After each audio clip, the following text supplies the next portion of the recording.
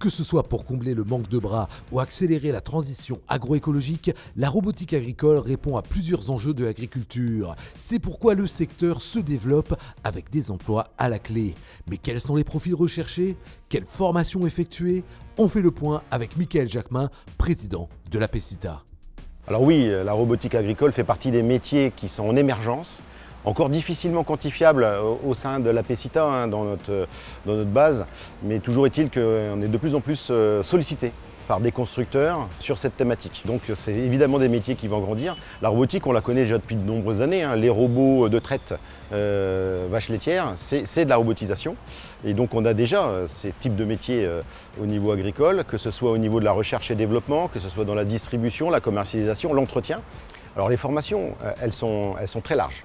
On est sur des métiers encore émergents, donc ça va de la recherche et développement, la mécanisation, la robotisation, l'électronique, la mécanique, informatique.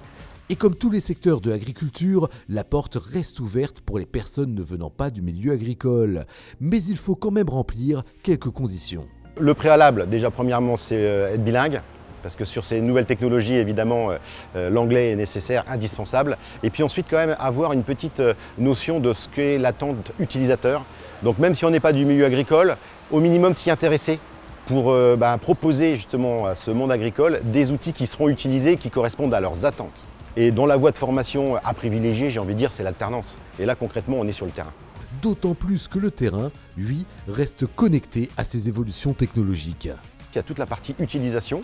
On doit former énormément de salariés à toutes ces nouvelles techniques. Nos salariés qui sont sur nos exploitations agricoles, et puis globalement, tout type de salariés. Je pense en particulier aux services de remplacement, qui sont là pour parfois remplacer les exploitants agricoles. Et déjà actuellement, les services de remplacement ont formé tous leurs salariés dans les élevages laitiers aux différentes marques des robots de traite.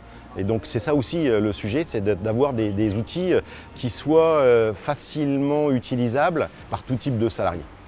On peut aussi ajouter que le robot a un impact sur l'organisation du travail, notamment lorsqu'il fonctionne en toute autonomie, et qu'à ce titre, l'agriculteur doit également être formé à ces enjeux.